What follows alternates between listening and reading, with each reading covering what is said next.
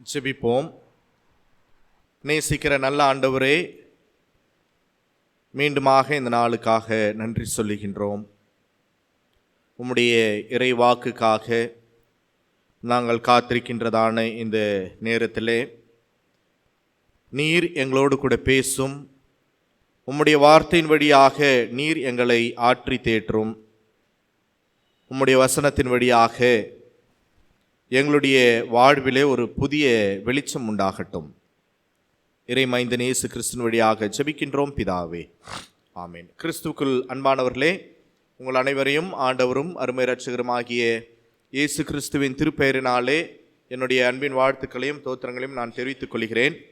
சிறப்பாக ஒரு புதிய மாதத்திலே முதலாவது நாள் காலை நேரத்திலே ஆண்டவருடைய ஆலயத்திலே வந்து நாம் அமர்ந்து கடவுளை தொழுது கொள்ளவும், ஆண்டவர் கடந்த நாட்கள் முழுவதுமாக நமக்கு கொடுத்ததான பாதுகாப்பு, நமக்கு கொடுத்ததான ஆசீர்வாதங்கள், இவைகளை எண்ணி நாம் ஆண்டவரை துதிப்பதற்காக இந்த நாளிலே நாம் அழைக்கப்பட்டவர்களாக, ஒருவேளை புதிய மாதத்திலே ஒரு புதிய இறை வாக்குக்காக நாம் காத்திருக்கின்றதான சூழ்நிலையிலே கடவுள் நம்மோடு கூட பேச வேண்டும் என்று சொல்லி ஜெப நிலையிலே உங்களை நான் காத்திருக்க அழைக்கின்றேன். ஒருவேளை இந்த மாதத்திலே நம்முடைய ஆசிரியர் தினத்தை நாம் அனுசரிக்கின்றோம். ஆசிரியர்களாக பணிபுரிகின்ற ஒவ்வொரு ஆசிரியர் பெருமக்களுக்கும், கல்வித்துறையிலே பணியாற்றுகின்ற ஒவ்வொரு திருச்சபையினருக்கும் என்னுடைய வாழ்த்துக்களை நான் தெரிவித்துக் கொள்வதிலே மகிழ்ச்சி கொள்கின்றேன். அதே சமயத்திலே இந்த மாதத்திலே மிக சிறப்பான ஒரு திருநாள் என்னவென்று சொன்னால், நம்முடைய தென்னிந்திய திருச்சபை CSI ஃபார்மேஷன் டேவை நாம் அனுசரிக்கின்றோம். ஒவ்வொரு ஆண்டும் செப்டம்பர் மாதம் 27ஆம் தேதி நம்முடைய தென்னிந்திய திருச்சபை உருவான நாளை எண்ணி நாம் மகிழ்ந்து கொண்டாட நாம் சிறப்பாக அழைக்கப்படுகின்றோம். அன்புக்குரியவர்களே, நம்முடைய திருச்சபையினுடைய ஊழியங்களிலே, நம்முடைய குடும்ப வாழ்விலே கடவுள் இம்மட்டுமாக நமக்கு துணை நின்று பல்வேறு காரியங்களை நமக்கு நேர்த்தியாக செய்து கொடுத்திருக்கின்றார். அதை எண்ணி உள்ளத்தின் ஆழத்திலிருந்து நான் ஆண்டவருக்கு நன்றி சொல்லுகின்றேன்.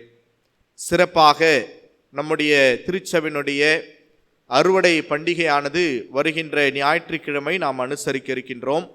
அதிலேயும் திருச்சபையினுடைய இறை மக்கள் நீங்கள் சிறப்பாக பங்கு பெற்று உங்களுடைய உதாரத்துவமான காணிக்கைகளினாலே ஊழியங்களை தாங்கி பிடிக்க உங்களை அன்போடு கூட நான் கேட்டுக்கொள்கிறேன். அன்பானவர்களே, கடந்த மாதம் முழுவதுமாக ஆண்டவர் நம்மை கண்ணின் மணியைப் போல பாதுகாத்தார். இந்த ஒரு புதிய மாதத்திலே கடவுள் நம்மோடு கூட பேசுகின்ற ஒரு இறை வார்த்தை நாம் படிக்க கேட்டதான சங்கீதம் 63வது சங்கீதத்தில் 3வது வசனத்தை உங்களோடு கூட பகிர்ந்து கொள்ள வேண்டும் என்று சொல்லி நான் ஆசைப்படுகின்றேன். 63வது சங்கீதம் 3வது வசனத்தை ஒருத்தர் வாசிங்க. ஜீவனை பார்க்கிலும் உமது கிருபை நல்லது, என் உதடுகள் உம்மை துதிக்கும். ஜீவனை பார்க்கிலும் உமது கிருபை நல்லது, என் உதடுகள் உம்மை துதிக்கும். Because your steadfast love is better than life, my lips will praise you. ஆங்கிலத்திலே இப்படியாக நமக்கு சொல்லப்படுகின்றது. ஒருவேளை ஆண்டவராகிய கடவுள் நமக்கு மிக அழகாக சொல்லுகின்றார், நான் நிற்பதும் நிர்மூலமாகாதிருப்பதும் ஆண்டவருடைய சுத்த கிருபை என்று சொல்லி. அப்படிப்பட்டதான ஒரு அனுபவத்தோடு கூட தாவீது இந்த சங்கீதத்தை எழுதுகின்றார். ஒருவேளை இந்த சங்கீதத்தை நாம் தெளிவாக புரிந்து கொள்ள வேண்டும் என்று சொன்னால், இதனுடைய பின்னணியத்தை நாம் நிச்சயமாக அறிந்திருப்பது என்பது நமக்கு சால சிறந்ததாக இருக்கிறது. இதனுடைய பின்னணியம் நமக்கு தெரியாம இந்த சங்கீதத்தை நாம் படித்துவிட்டு போனோம் என்று சொன்னால், அதில் பொருளற்ற ஒரு சங்கீதமாக இந்த வசனங்கள் மாறிவிடுகின்றது. எப்படிப்பட்டதான சூழ்நிலையிலே தாவீது இதை எழுதுகின்றார் என்று சொல்லி பார்க்கின்ற பொழுது, தாவீது யூதாவின் வனாந்திரத்தில் இருக்கையிலே பாடப்படுகின்ற ஒரு சங்கீதம். எங்கே இருக்கிறாரு? வனாந்திரத்திலே இருக்கின்ற பொழுது பாடப்படுகின்றதான ஒரு சங்கீதம். ஒருவேளை 1 சாமுவேல் 23வது அதிகாரத்தை நாம் திருப்பி வைத்துக் கொள்ளலாம். 1 சாமுவேல் 23வது அதிகாரம் 14வது வசனத்தை ஒருத்தர் வாசிங்க. தாவீது வனாந்திரத்தில் உள்ள அரணான ஸ்தலங்களிலே தங்கி சீப் என்னும் வனாந்திரத்தில் இருக்கிற ஒரு மலையிலே தரித்திருந்தான். சவுல் அனுதினமும் அவனை தேடியும் தேவன் அவனை அவன் கையில் ஒப்பு கொடுக்கவில்லை. 3 வனாந்திரமான இடங்களிலே தாவீது தன்னுடைய உயிருக்காக சவுலிடத்திலிருந்து தப்பி ஓடி போய் தன்னுடைய வாழ்வை பாதுகாத்து கொள்ளுகின்றார். முதல் வனாந்திரம் எந்த வனாந்திரம்? சீப் என்கின்றதான வனாந்திரத்திலே சவுலுக்கு பயந்து ஓடி போய் அந்த சீப் வனாந்திரத்திலே ஒளிந்து கொள்ளுகின்றார். 2வதாக ஒரு இடத்திற்கு செல்லுகின்றார். 24வது வசனத்தை வாசிங்க. அப்பொழுது அவர்கள் எழுந்து சவுலுக்கு முன்னாலே சீப் ஊருக்கு போனார்கள். தாவீதும் அவரோடு கூட இருந்த மனுஷரும் எஷிமோனுக்கு தெற்கான அந்தர வெளியாகிய மாகோன் வனாந்தரத்திலே இருக்கின்றார்கள். முதல்ல சீப் என்கின்றதான வனாந்தரத்திலே தாவீது ஒளிந்து கொள்ளுகின்ற பொழுது சவுலுக்கு இந்த விஷயம் தெரிகிறது. இந்த விஷயம் தெரிஞ்ச உடனே தாவீது அங்கிருந்து வேறு ஒரு இடத்திற்கு செல்லுகின்றார். மாகோன் என்கின்றதான வனாந்திர பகுதிக்கு அவர் செல்லுகின்றார். அங்கேயும் கடவுள் தாவீதை அழகாக காப்பாற்றி கொண்டு வந்திருந்தார். இப்ப மாகோன் என்கின்றதான வனாந்திரத்திலே தாவீது இருக்கிறார் என்று சொல்லி சவுலுக்கு அறிவிக்கப்பட்ட பொழுது சவுல் சீப் வனாந்திரத்திலிருந்து மாகோன் வனாந்திரத்திற்கு தாவீதை தேடி செல்லுகின்றார். மறுபடியும் ஓடி போயிடுறார். ஓடி போயிட்டு வேறு ஒரு வனாந்திரத்திலே அவர் தங்கி விடுகின்றார்.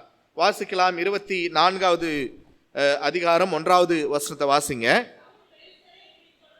சவுல் பெலிஸ்தியரை பின்தொடர்ந்து திரும்பி வந்தபோது இதோ தாவீது என் கேதியின் வனாந்திரத்தில் இருக்கிறான் என்று அவனுக்கு அறிவிக்கப்பட்டது. ஏன் கேதி என்கின்றதான வனாந்திரத்திலே இருக்கிறார் என்று சொல்லி அவருக்கு அறிவிக்கப்படுகின்றது. அப்ப வனாந்திரமான ஒரு இடத்திலே இருந்து கொண்டு தாவீது எழுதுகின்ற ஒரு சங்கீதம் தான் இந்த 63வது சங்கீதம். ஒருவேளை வனாந்திரமான வாழ்விலே எப்படிப்பட்டதான சூழ்நிலைகள் எல்லாம் காணப்படும் என்பதை நீங்கள் சற்று சிந்தித்து பார்க்க வேண்டும். வனாந்திரம் நிறைந்ததான பகுதிகளிலே எப்படிப்பட்டதான சூழ்நிலைகள் இருக்கும் என்பதை நீங்கள் சற்று சிந்தித்து பார்க்க உங்களை நான் அழைக்கின்றேன். வறட்சியான ஒரு இடம், தண்ணீர் இல்லாத ஒரு இடம், அதிகாலையிலே குளிர் அதிகமாக இருக்கக்கூடியதான ஒரு இடம், பகல் நேரங்களிலே வெயில் அதிகமாக இருக்கக்கூடியதான ஒரு இடம். அப்படிப்பட்டதான இடத்திலிருந்து கடவுளை நோக்கி தாவீது எழுதுகின்ற ஒரு சங்கீதம் தான் இந்த 63வது சங்கீதம். அதுல முதலாவதாக தாவீது சொல்றாரு பாருங்க, தேவனே நீர் என்னுடைய தேவன், Lord you are my Lord என்று சொல்லி அங்கே தாவீது கடவுளை நோக்கி அறிக்கை செய்கின்ற ஒரு பகுதியை பார்க்கின்றோம்.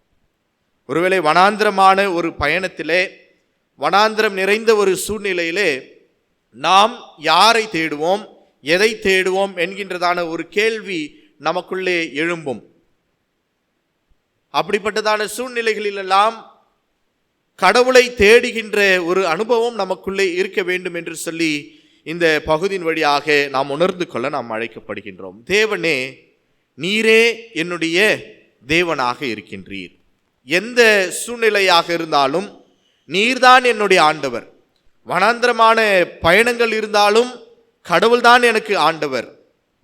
ஒருவேளை இக்கட்டான சூழ்நிலைகள் காணப்பட்டாலும் நீர்தான் எனக்கு ஆண்டவர் என்று சொல்லி அஃபர்மிங் த லார்ட், கடவுளை அவர் அறிக்கை செய்கின்ற ஒரு இறைமகனாக அவர் காணப்படுகின்றார். இரண்டாவதாக நாம் பார்க்கும் பொழுது அந்த வனாந்திரம் நிறைந்ததான ஒரு சூழ்நிலையிலே, வனாந்திரத்தினுடைய பாதைகளிலே அவர் என்ன செய்கிறார் அப்படின்னு பார்த்தீங்கன்னா, அதிகாலமே உம்மை நான் தேடுகிறேன் என்று சொல்லுகின்றார். அதிகாலையிலே நான் உம்மை தேடுகிறேன் என்று சொல்லி இங்கே சொல்லப்படுகின்றது. ஒருவேளை நீதிமொழிகள் 8வது அதிகாரம் 17வது வசனத்தை நாம் வாசிக்கலாம். நீதிமொழிகள் 8வது அதிகாரம் 17வது வசனம். அதிகாலையிலே என்னை தேடுகிறவர்கள் என்னை கண்டடைவார்கள் என்று திருமறை நமக்கு சொல்லிக் கொடுக்கின்றது. அப்ப அதிகாலையிலே கடவுளுடைய வார்த்தையையும் அதிகாலையிலே நாம் கடவுளை தேடுகின்ற ஒரு அனுபவம் நமக்குள்ளாக இருக்க வேண்டும் என்று தாவீது இந்த பகுதியிலே சொல்லுகின்றார். அதுக்கப்புறம் சொல்றாரு பாருங்க, வறண்டதும் விடாய்த்ததும் தண்ணீரமற்றதுமான நிலத்திலே என் ஆத்துமா உம்மேல் தாகமாய் இருக்கிறது, என் மாம்சமானது உம்மை வாஞ்சிக்கிறது என்று சொல்லுகின்றார். ஒருவேளை வனாந்திரத்திலே தண்ணீர் இல்லாத ஒரு சூழ்நிலை, வறட்சியான ஒரு சூழ்நிலையிலே அங்கே தாவீது யாரை நோக்கி பார்க்கிறார் என்று சொன்னால், ஜீவ தண்ணீர் ஆகிய கடவுளை நோக்கி அவர் மன்றாடுகின்ற ஒரு பழக்கத்திற்குள்ளாக அவர் கடந்து போகின்றார். ஒருவேளை அப்படிப்பட்டதான வாழ்வு நம்முடைய வாழ்வு இருக்கும் என்று சொன்னால், ஒரு வறட்சி நிறைந்த வாழ்க்கை நம்முடைய வாழ்விலே இருக்கும் என்று சொன்னால், ஒரு ட்ரையான லைஃப் உங்களுக்கு இருக்கும் அப்படின்னு சொன்னீங்கன்னா, தாவீது எப்படிப்பட்டதான அனுபவத்திற்குள்ளாக இருந்தாரோ, நாம் கடவுளை தேடி செல்லுவதற்கு இந்த காலை நேரத்திலே நாம் அழைக்கப்படுகின்றோம். ஆண்டவரே நீரே என்னுடைய ஆண்டவர், தேவனே நீரே என்னுடைய தேவன் என்று எப்படி கடவுளை அறிக்கை செய்கின்றாரோ, அப்படியாக நீங்களும் நானும் கூட கடவுளை அறிக்கை செய்ய நாம் ஒருபோதும் மறந்து போய்விடக்கூடாது. அதிகாலையிலே தேடுகின்ற அனுபவம் நமக்குள்ளே இருக்க வேண்டும். இயேசு கிறிஸ்துவானவரும் கூட ஒருவேளை காலையிலே அதிகாலையிலே எழுந்து ஆண்டவரை நோக்கி மன்றாடுகின்ற ஒரு பழக்கத்திற்குள்ளாக அவர் காணப்பட்டார். மார்க் எழுதிய நற்செய்தி நூல் 1வது அதிகாரம் 35வது வசனத்தை நாம் வாசிக்கும் பொழுது, மார்க் 1:35 அவர் அதிகாலையில் இருட்டோடு எழுந்து புறப்பட்டு வனாந்திரமான ஒரு இடத்திற்கு போகின்றார். அங்கே போய் இயேசுவானவர் ஜெபம் பண்ணினார். வனாந்திரமான ஒரு இடத்திற்கு அதிகாலையிலே சென்று இயேசுவானவர் ஜெபிக்கின்ற ஒரு பழக்கத்திற்குள்ளாக காணப்பட்டார். ஒருவேளை இன்றைக்கு நம்முடைய லைஃப் ஸ்டைல் எல்லாம் மாறிக்கொண்டிருக்கிறது. நம்முடைய வாழ்க்கை முறையானது மாறிக்கொண்டே இருக்கிறது. we are becoming a nocturnal human. nocturnal human என்ன தெரியுமா?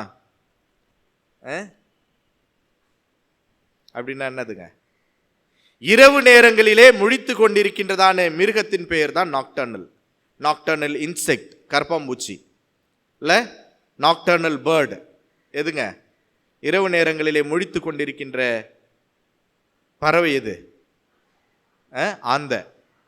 இன்றைக்கு மனிதர்களாகிய நாமும் கூட நாக்டர்னல் ஹியூமனாக மாறிக்கொண்டிருக்கின்றோம். இரவு முழுவதுமாக நாம் பல அலுவல்களிலே, பல காரியங்களிலே, பல பொழுதுபோக்குகளிலே நம்முடைய நேரங்களை செலவழித்துக் கொண்டிருக்கின்றோம். ஆனால் அதிகாலையிலே எழுந்து கடவுளை தேடுகின்ற பழக்கம் நமக்குள்ள காணப்படவில்லை. ஒருவேளை அதிகாலையிலே 4 மணிக்கு எழுந்திருந்த ஒரு பழக்கமெல்லாம் இப்போ காலையில் எத்தனை மணி ஆயிடுச்சு? இப்போ நமக்கு 8 மணி 9 மணி ஆயிடுச்சு.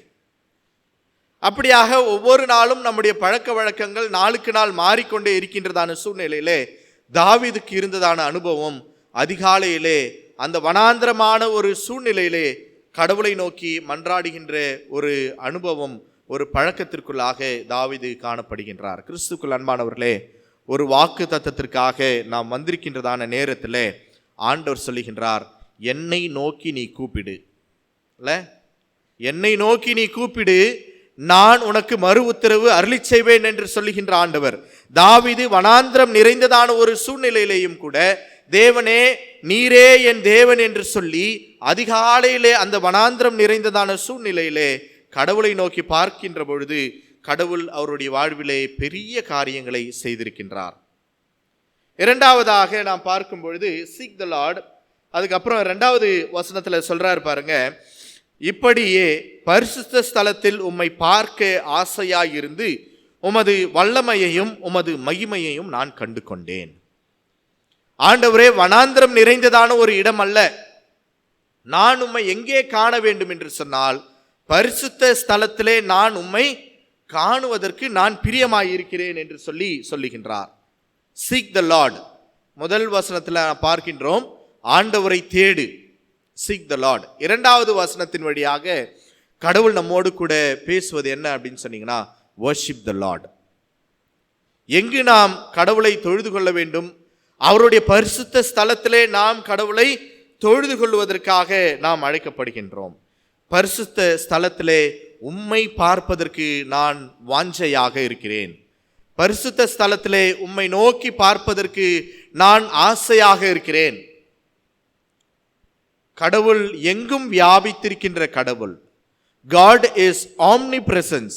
எல்லா இடங்களிலும் வாசம் பண்ணுகின்ற ஆண்டவர். ஆனா தாவீது குறிப்பாக இந்த இடத்துல சொல்லும்போது சொல்றாரு, இப்படியே பரிசுத்த ஸ்தலத்திலே உம்மை பார்ப்பதற்கு நான் எப்படி இருக்கிறேன்னா ஆசையாய் இருக்கிறேன். உண்மையாகவே கடவுள் எல்லா இடங்களிலும் வாசமாய் இருக்கிறார். உன்னுடைய உள்ளங்களிலே வாசமாய் இருக்கிறார், அலுவலங்களிலே வாசமாய் இருக்கிறார். அது நிதர்சனமான ஒரு உண்மை. ஆனாலும் கூட ஆலயத்திற்கு நான் சென்று ஆண்டவரை நான் பார்க்க வேண்டும் என்ற ஆவல் தாவீதுக்கு இருந்தது போல. ஏனென்று சொன்னால் அந்த ஆலயத்திலே தான் என்ன இருக்குமா, வல்லமையும் மகிமையும் காணக்கூடியதான ஒரு இடமாக தாவீது அந்த அனுபவத்தை இங்கே தெளிவுபடுத்துகின்றார். Only at his holy sanctuary David could feel the presence of God's power and glory. கடவுளுடைய வல்லமையையும் மகிமையும் கடவுளுடைய பரிசுத்த ஸ்தலத்திலே கண்டுகொள்ள முடியும் என்கின்றதான அந்த சிந்தனை அவருக்குள்ளே இருந்தது. ஒருவேளை ஆபிரகாம் அவர் சென்ற இடங்களிலெல்லாம் கடவுளுக்கென்று சொல்லி ஒரு பலிபீடத்தை கட்டி அங்கே தொழுது கொண்டதான அர்த்தம் என்ன? ஆண்டவரை நான் இந்த இடத்திலே நான் கண்டு கொண்டேன், கடவுளை இந்த இடத்திலே நான் பார்த்து விட்டேன், அதனால இந்த இடமானது எனக்கு ஒரு புனிதமான ஒரு இடம். யாக்கோபு 28வது அதிகாரம் 9வது வசனத்தில் நாம் பார்க்கும் பொழுது பெத்தேல் என்று சொல்லி ஒரு கடவுளுக்காக ஒரு பலிபீடத்தை அங்கே கட்டி எழுப்புகின்றார். தொடர்ந்து 32-30வது வசனத்தில் வாசிக்கும் பொழுது பெனியேல் என்கின்றதான இடம். இது எல்லாமே கடவுளுடைய மகிமையையும் கடவுளுடைய வல்லமையையும் கண்டுகொண்ட ஒரு இடமாக நாம் பார்க்கின்றோம். ஒருவேளை இந்த சிஎஸ்ஐ தூய பேதுரு ஆலயத்திலேயும் கடவுளுடைய மகிமையும் கடவுளுடைய வல்லமையும் நாம் கண்டுகொள்ள முடியும். அல்லேலூயா, அல்லேலூயா. அப்படிப்பட்டதான வல்லமை நிறைந்த ஒரு பவர்ஃபுல்லான ஒரு இடமாக இந்த திருச்சபை இருக்கின்றது. கடவுளுடைய மகிமை இந்த இடத்திலே பிரசனமாக இருக்கின்றது. அதுதான் தாவீது எழுதுகின்றார், ஆண்டவரே, உம்முடைய பரிசுத்த ஸ்தலத்திலே உம்மை பார்க்க நான் ஆசையாய் இருந்து உமது வல்லமையையும் உமது மகிமையையும் நான் கண்டு கொண்டேன். மூன்றாவதாக சொல்லுகின்றார், ஜீவனை பார்க்கிலும் உமது கிருபை எப்படிப்பட்டதா? நல்லது. இன்றைக்கு நாம் வாழ்விற்காக, நம்முடைய அன்றாட பிழப்பிற்காக நம்முடைய வாழ்வை நாம் இயக்கி கொண்டிருக்கின்றோம். Our life has become a missionary life. நம்முடைய வாழ்வு என்பது ஒரு இயந்திரமான ஒரு வாழ்வாக மாறிவிட்டது.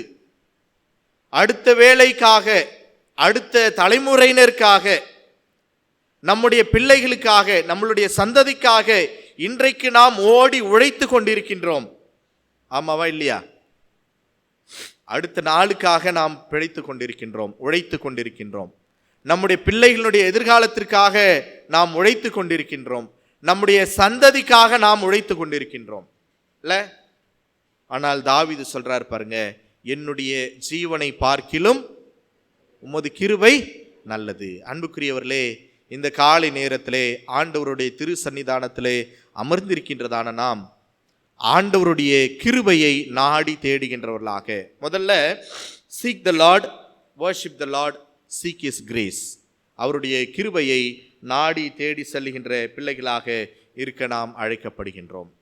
ஆங்கிலத்தில் இந்த டிரான்ஸ்லேஷன் இப்படியாக சொல்லுகின்றது. அந்த கிருபைக்கு என்ன சொல்றார் அப்படின்னு சொன்னீங்கன்னா, your steadfast love, உம்முடைய பேரன்பு என் உயிரினும் மேலானது என்று சொல்லப்படுகின்றது. திருவிவிலியத்தில் நீங்க வாசிச்சு பார்த்தீங்கன்னாலும் அதுதான், உமது பேரன்பு என்னுடைய உயிரினும் மேலானது. Your steadfast love is better than my life. அன்பு, கடவுளுடைய அன்பு நம்முடைய வாழ்வை காட்டிலும் மேலானதாக நாம் பார்க்கின்றோம். அல்லேலூயா. அப்ப யாருக்கு அந்த கிருபை இருக்கும், யாருக்கு அந்த கிருபை கிட்டும் என்று சொன்னால், கடவுள் யார் மீது பிரியமாக இருக்கின்றாரோ அவர்களுக்கு அந்த கிருபை கிடைக்கும். கடவுளுடைய அன்பு யாருக்கு கிடைக்கும் என்று சொன்னால், கடவுள் யார் மீது வாஞ்சையாய் இருக்கின்றாரோ, யார் மீது பிரியமாக இருக்கின்றாரோ, யார் மீது நேசமாக இருக்கின்றாரோ அவர்களுக்கு அந்த கிருபை கிடைக்கும். அப்ப அந்த கிருபைக்காக நாம் என்ன செய்ய வேண்டும்? அந்த கிருபையை ஒவ்வொரு நாளும் நாம் நாடி தேடிக் கொண்டிருக்கின்றோம்.